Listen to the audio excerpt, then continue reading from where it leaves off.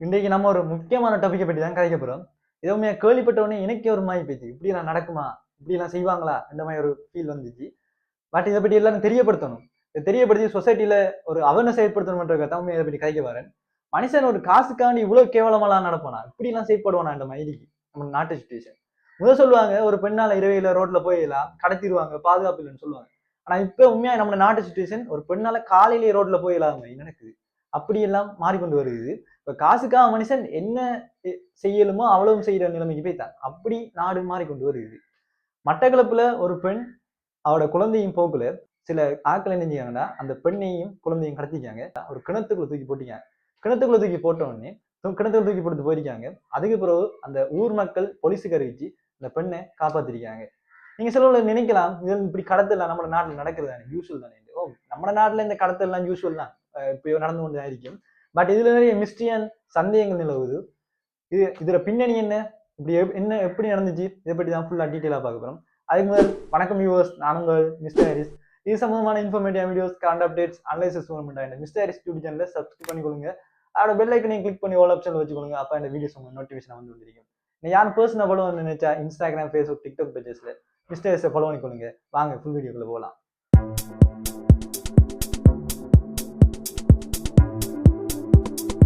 முதல்லாம் சொல்லுவாங்க பெண்கள்லாம் மதிக்கப்பட வேண்டும் என்று.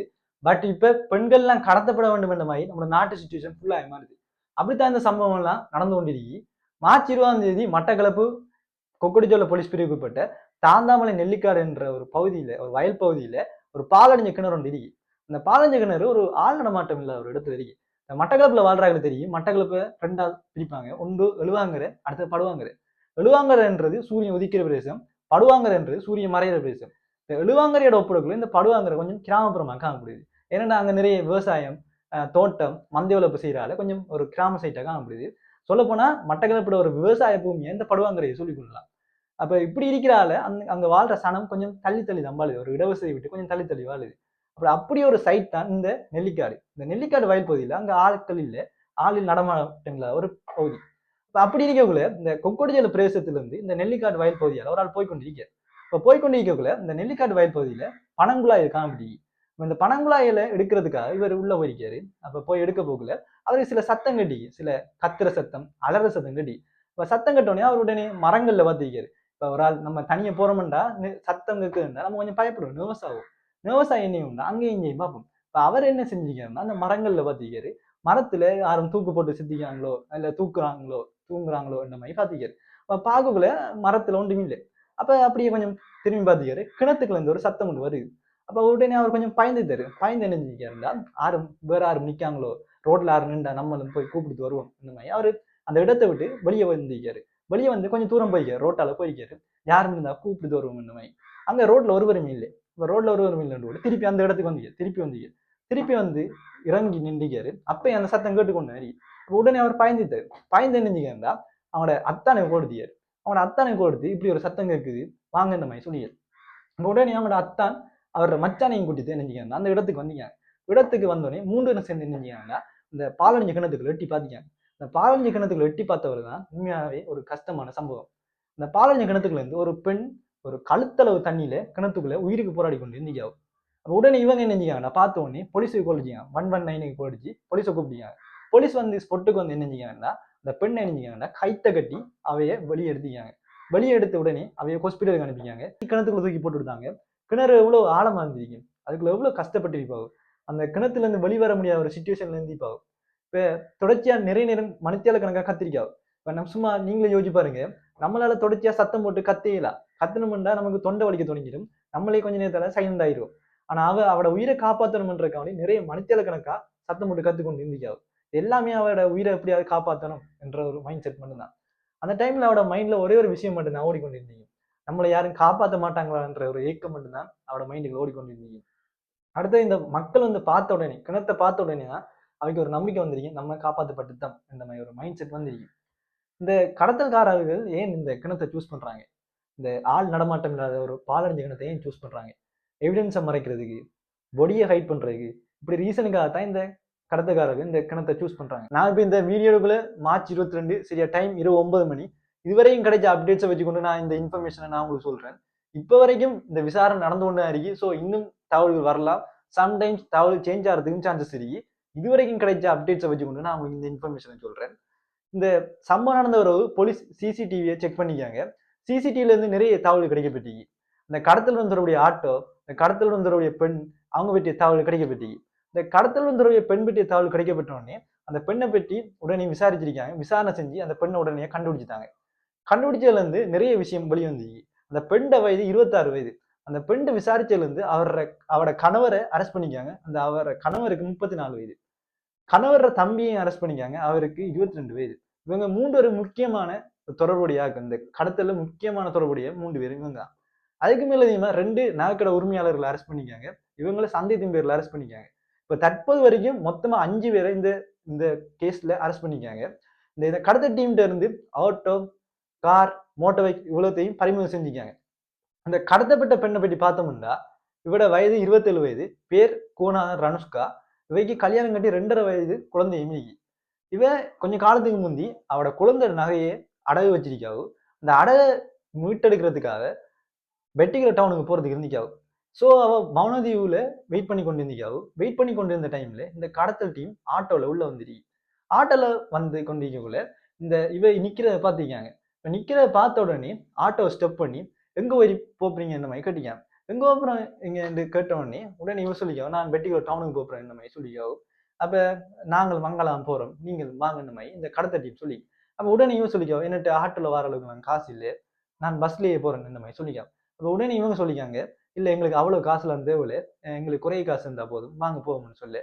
இப்ப சரி குறைய காசு அணைந்து போட்டு இவையும் ஆட்டோல ஏறித்தாவும். இப்படி பைத்தியக்குள்ள அந்த கடத்தல் தொடர்புடைய டீம் இவங்ககிட்ட நிறைய கேள்வி இருக்குது. இப்ப கேள்வி இவ ஒவ்வொரு கேள்விக்கும் ஆன்சர் சொல்லி வராவு. அதுல ஒரு முக்கியமான கேள்வி கேட்டிருந்தவங்க நீங்க ஏன் அங்க போறீங்க வெட்டிக்கிற டவுனுக்கு போறீங்கன்னு கேட்க இவ சொல்லிக்காவு நான் இதுக்கு கொஞ்ச காலத்துக்கு முதல் நகையை ஈடு வச்சு நான் அதை மீட்டெடுக்கிறதுக்கு போறேன்னு சொல்லிக்காவு. அதை அந்த கடத்த டீம் நோட்டீஸ் பண்ணிட்டு அப்ப உடனே இவங்க சொல்லிக்காங்க அந்த கடத்த டீம் சொல்லிக்காங்க நாங்களும் திருப்பி வரக்குள்ள இங்கெல்லாம் வருவோம். அப்ப நீங்க எங்களுடைய வந்தோல்லாம் எங்களுக்கு நீங்க குறைய காசு இருந்தா போதும் நம்ம சொல்லிங்க. அப்ப குறைய காசு அணை என்று போட்டு சரி என்று போட்டு இவையும் ஓமன் தாவும். இப்படி இருக்கிற டைம்ல அந்த குழந்தையோட நகையை ஈடெடுக்கிறதுக்கு ஆட்டோல இருந்து இறங்கி அவட குழந்தையை தூக்கிட்டு நடந்து போறாவு. நடந்து போக்குள்ள அந்த பெண்ணும் அவைய ஃபாலோ பண்ணி பின் தொடர்ந்து போறாவு. எல்லாரும் நகையை ஈடெடுத்த பிறகு என்ன செய்யறாங்கன்னா ஆட்டோல திருப்பி ஏறுறாங்க. மட்டக்களப்பு வளையரவு பாலத்துக்கிட்டால வரக்குள்ள இந்த பெண்ணுக்கு ஒரு மயக்க மருந்து கலந்து கொடுக்காங்க. ஜூஸுக்குள்ள மயக்க மருந்து கலந்து கொடுக்காங்க. அதை குடிக்காவு. குடிச்ச உடனே அப்படியே மயக்க மாறாவு. அவ மயக்கம் அடைஞ்ச வரவு அப்படியே ஆட்டோ எடுத்துட்டு போறாங்க. ஆட்டோ எடுத்தது மட்டக்களப்பு கொத்தியாபுல பிரதேசத்தால போக்குள்ள அந்த குழந்தையை தூக்கி எறிறாங்க. ஒரு வயல்வெளிக்குள்ள தூக்கி எறிஞ்சு விடுறாங்க. அதுக்கப்புறம் அந்த பெண்ணை கடத்திட்டு அப்படியே காஞ்சிரங்குடாவுக்கு கொண்டு வராங்க. ஏன் காஞ்சிரங்குடாவுக்கு கொண்டு வராங்கன்னா இந்த கடத்தக்காரர் ஊர் காஞ்சிரங்குடா. ஸோ அப்படி காஞ்சிரங்குடாவுக்கு கொண்டு போய் இவ மயக்க நிலையெல்லாம் இருக்காவும். இப்ப இதனால அவட கழுத்துல இருந்த 4.5 பவுன் தாலிக்கொடியை கலட்டி இருக்காங்க. தாலிக்கொடியை கலட்டி எடுத்து அந்த பெண் கடத்தல் தொடர்புடைய பெண் அவங்களோட வீட்டை கொண்டு வராவும். அதுக்கப்புறம் அந்த பெண் அவங்களோட வீட்டை இறங்கி போய்த்தாவும். அதுக்கப்புறம் அங்க இருந்த கார் எடுத்துட்டு அந்த கடத்தலும் தொடர்புடைய சகோதரரையும் கூட்டிட்டு மட்டக்களப்பு நெல்லிக்காட்டுக்கு போறாங்க. நெல்லிக்காட்டு வயல் பகுதியில் இருக்கிற ஒரு கிணத்துக்குள்ள இந்த இவையை தூக்கி போடுறாங்க. இப்படி இருக்க டைம்ல இந்த கதையில இன்னொரு மிஸ்ட்ரி இருக்கு. இப்ப இவைய கிணத்துல தூக்கி போட்ட உடனே இவைய காப்பாத்துறாங்க போலீஸ். அதுக்கப்புறம் அந்த கிணத்தை ஃபுல்லா விசாரிக்காங்க. விசாரணையில அங்க ஒரு இன்னொரு விஷயம் தெரிய வருது. அங்க இன்னொரு பொடி ஒன்று இருந்திருக்கு. இந்த பொடியும் இந்த கடத்தக்காரர்களால் கொண்டு தூக்கி போடப்பட்டிருக்கு கன்ஃபார்ம் ஆயிருக்கு. இந்த ஃபுல்லாவே ஒரு பிளான் நெட்வொர்க்காக தான் இது இயங்கி கொண்டிருக்கு. நான் நினைக்கிறேன் இதுல இன்னும் நிறைய பேர் வருவாங்க, உள்ள வருவாங்கன்னு நினைக்கிறேன்.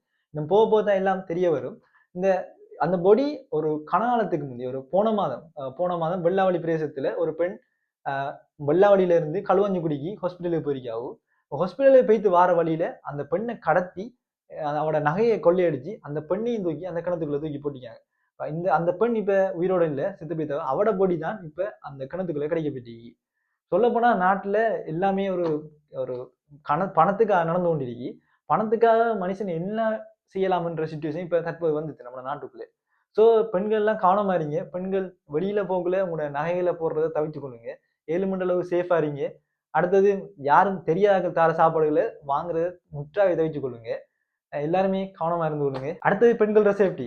இலங்கையில தற்போது பெண்களை குறி வச்சுதான் இந்த கடத்த கூட நடந்து கொண்டு வருது. ஸோ பெண்கள் தனியா செல்றதை தவிர்த்து கொள்ளுங்க. நீங்க செல்லக்குள்ள உங்களுக்கு நம்பிக்கையான ஒரு ஆளோட போங்க. எக்ஸாம்பிள் குடும்ப அங்கத்தவர்கள் இப்படி இவங்களோட போனீங்கன்னா நம்ம கடத்தல்களை தவிர்த்து கொள்ளலாம். அடுத்தது குழந்தைகள சேஃப்டி. குழந்தைகள் கடத்துறையும் தற்போது காணக்கூடியதான் இன்னைக்கு. இந்த குழந்தைகளை பாதுகாத்து கொள்ள வேண்டியது ஒரு பேரண்ட்ஸ் கடமை. எக்ஸாம்பிளுக்கு ஸ்கூலுக்கு அனுப்பக்குள்ளெல்லாம் நீங்கள் கவனமாக அனுப்பணும். தனியாக அனுப்பாமல் நீங்களே கொண்டு விட்டு போட்டு வர்றது உண்மையாகவே நல்லது. அடுத்து ஆள் நடமாட்டம் எல்லா இடங்களில் சிசிடி கேமராஸை கூட்டிக் கொள்ளுங்க. இதன் மூலம் நம்ம நடக்கிற விஷயங்களை வாட்ச் பண்ணி கொண்டு இருக்கலாம். அடுத்து எதுவும் பிரச்சனை வந்துச்சுன்னா அதை உடனே சோசியல் மீடியாவில் ஷேர் பண்ணுங்க. சோசியல் மீடியா ஷேர் பண்ணீங்கன்னா சொசைட்டியை நம்ம அலர்ட் பண்ணலாம், எல்லாருக்குமே தெரிய வைக்கலாம். அடுத்து உங்களோட ஃபோனில் emergency apps, emergency contacts, GPS tracking ஆப்ஸை யூஸ் பண்ணி கொள்ளுங்க. இது உங்களுக்கு ஹெல்ப்ஃபுல்லாக இருக்கும். நம்ம இந்த இன்சிடென்ட்லேருந்து சில விஷயங்களை புரிஞ்சு கொள்ளலாம். புரிஞ்சு கொண்டு நடந்தோம்னா அடுத்த தடவை இப்படி நடக்கிறத தவிர்த்து கொள்ளலாம். முதலாவது அவேர்னஸ், அதாவது எப்பயுமே சூழலை கவனித்து செய்யப்படுங்க. ரெண்டாவது ப்ரிப்பேர்னஸ், எதுக்கும் ரெடி ஆகிக்கொள்ளுங்க. Example emergency contact, emergency apps இதில் சொல்லிக்கொள்ளலாம். மூன்றாவது community role, report, support networks இதில் சொல்லலாம். எல்லாருமே சேஃபாக இருங்க, உங்களையும் உங்களோட குடும்பத்தையும் பார்த்துக்கொள்ளுங்க. இந்த வீடியோ எல்லாருக்கும் யூஸ்ஃபுல்லாக இருக்குன்னு நம்புறேன். இன்னும் ஒரு வீடியோவில் உங்களை சந்திக்கிறேன்.